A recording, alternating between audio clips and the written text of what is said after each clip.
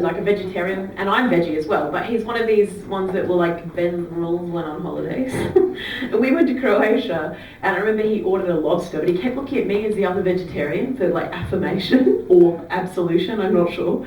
But he was like, I mean, that's like, we're on holiday, and it's like basically a vegetable, like it's natural, probably fine in these parts, very organic, but probably plentiful in the sea over here. And I was like, no, it's fine, it's fine. Eventually I just sort of thought, fuck it. It's like, yeah, it's okay. And then he ordered it, and then it came, and he took a sip of his Sauvignon Blanc, and he was like, and I could see him just like timing it perfectly. And now, and he put the fork into this garlic encrusted lobster, and he took his first bite, and I didn't even look at him, I just looked down and I went, I'm made for life. Just ruined it for him. Are you ready for our final amazing act? She's bloody marvellous. You're going to love it. Please give her a wonderful, warm, Bright Club welcome, and thank your final act for it's gone! God damn it! Rumble, rumble, rumble. Louder, louder, louder. Please welcome to the stage, Becky.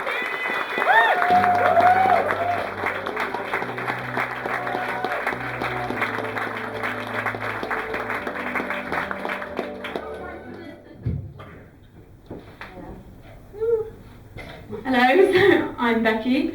I'm a full-time research technician here by day and a part-time PhD student by night here at Newcastle Uni. I say I'm here at Newcastle, but I'm currently doing data collection somewhere really, really exotic, a pig farm near Darlington. Yeah. So a little bit about my research. I'm interested in the if/how the farrowing environment affects sow maternal behaviour, and if/how that affects piglet mortality. So a lot of my time in my day job is spent counting piglets, recounting piglets, searching for piglets missing, presumed dead. They're a bit like Schrodinger's cat. They're both alive and dead until I observe them.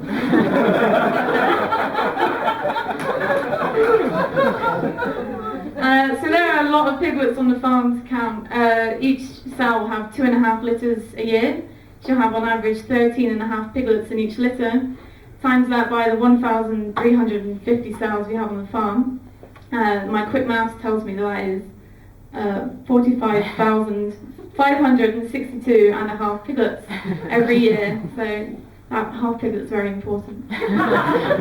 But because I signed a confidentiality agreement about my research, I'm not exactly sure what I can and can't tell you. So, but when I started this job, it was my first job since I graduated. I went straight into this job up here and did 5 weeks training at the university farm before I got sent out on a commercial farm where I am now. And so you think that these 5 weeks training would be about like learning the research protocols or the computer systems that I'll be using. It was none of that at all. It was I had to learn from the farmer basically pretty much all of the standard kind of husbandry procedures that you do on any pig farm. So obviously the main point of any kind of commercial pig farm is to produce piglets. So how would you produce piglets? Well, luckily I'm here today to tell you all about it. So I'm just going to set the scene for you now. It all starts in the serving house. Ooh, ooh, yeah. Unfortunately, it's not like a steakhouse. Sad times. But so yeah, I'm there with the farmer, and he's there impregnating the sows. Obviously, he's not doing it au natural himself. That would be one fucked up farm. So he's there. Well, he's there. I'm there as well. Not like that. Sorry. Going off topic now. So yeah, you're there. You inseminate the sows, artificial insemination using a straw bull semen. Yes, it's really called a straw. And no, you really don't want to suck on it. Believe me, I've tried it. Not really. So as the sex side of things is all artificial, how do you get a sow turned on? So obviously you're probably all thinking, why do you need to get the sound turned on? Just turkey baster and be done with it. But actually you do need a sound to be turned on, because that causes uterine contractions which suck the semen out of the straw.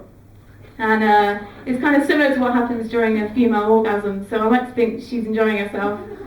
So back to the pig foreplay kind of side of things. How do you get the sound turned on? Right, so you have all your, it sounds like to have visual and olfactory contact with the bore. So you have all your girls lined up in their individual stools, and you just put a bore in the pen in front of them. So they can see the bore can see them. The bore gets interested, like, quite easily, that's standard, but, and he'll start kind of chomping away, producing lots of saliva, and this saliva has a pheromone. The pheromone is called androsteno, yeah, I got that right. And this pheromone helps to get the sows involved as well.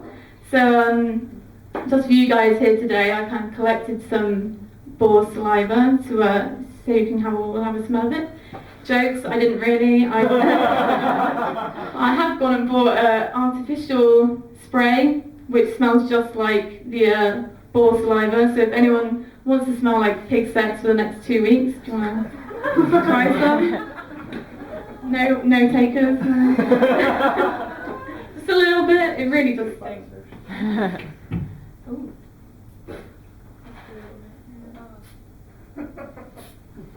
Sorry, you got quite a lot then. You want to smell that? Oh yeah. So right, so your sows, they can see the boar, they can smell the boar, but like, what if that's not enough? So obviously, if you're stood behind your sows, you stood there with your straw, you can just give her a bit of a rub on the top, around the sides. Just give her a bit of a stimulation that way as well. Or if that's not working, you just kind of turn right around and you sit on it whilst you're inseminating. It's still true. So, oh, I can smell that now. God, that stinks.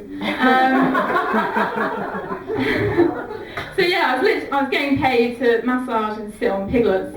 Piglets? Pigs, not piglets. Right, so what if that's not got your sow going? So she can see the boar, she can smell the boar, but sometimes it's not enough. Some of these sows want more. So they want to see some action. They want pig porn. So, yeah, it's really going there. And so you have your sows lined up, and one of the lucky ladies gets to go in there with the boar. They get down to it, while all the other girls are kind of lined up watching like it's an Amsterdam sex show, whilst being inseminated. So as he's a teaser boar, he doesn't get much action very often. So sometimes he needs a bit of help to get the ball rolling. So we've probably all been there as well, with that awkward moment in the bedroom where your guy just can't get it in. He has this problem too, so as part of my training for research in sow maternal behaviour and piglet mortality, I had to go in and give this boar a hand.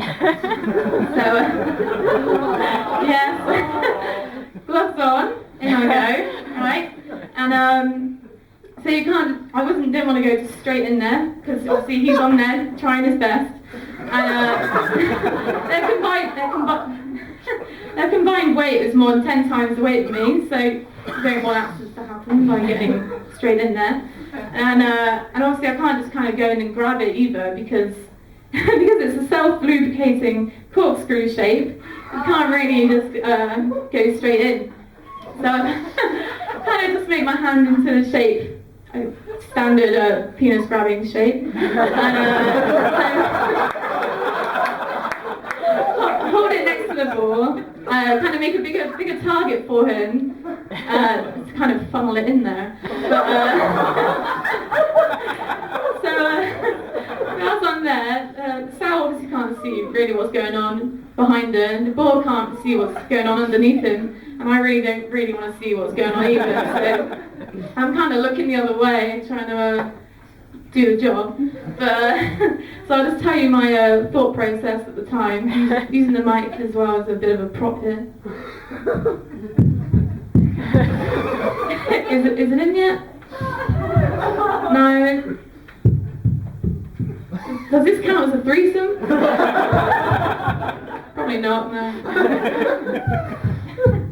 Is it in yet? Well, I can still feel it in my hand, but I can't feel it by my fingers, so it must be in, right? So I have a look.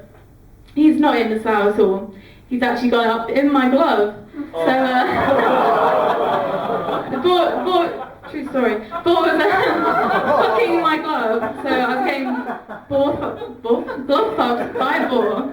I was getting paid to get glove fucked by a boar.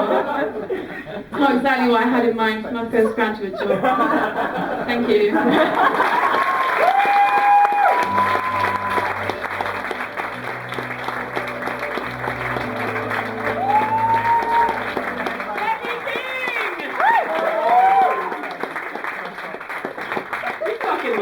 Don't be disgusted.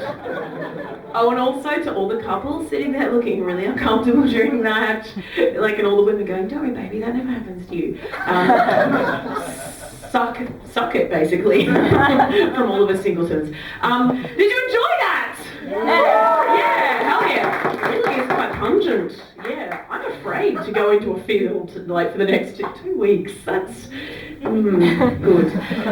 Ladies and gentlemen, we've come to the end of Bright Club. Oh no, I have to get on a megabus back to London because I've got a show at lunchtime tomorrow. I want some pity. No, what I want is for you guys to know that the bar is still open till 12. So I want to see you there because this guy has to stay here till then. Please take your glasses back to the bar. Thank you very, very much. That's very nice of you. Thank you very much for coming. Round of applause for yourselves. It's really nice of you to support Bright Club. I know that it's always popular and gets busier and busier every month. The next show is in a few months' time. If you keep an eye on the Centre for Life website, I would like to also say a big fat thank you to the organisers, Duncan, Naomi, Sally on deck, legend, and to all of our staff here at the stand, and to the stand for having us. Keep an eye on their website too for upcoming shows, Bright Club and others. I'm Sarah Benetto. Say hi on Twitter.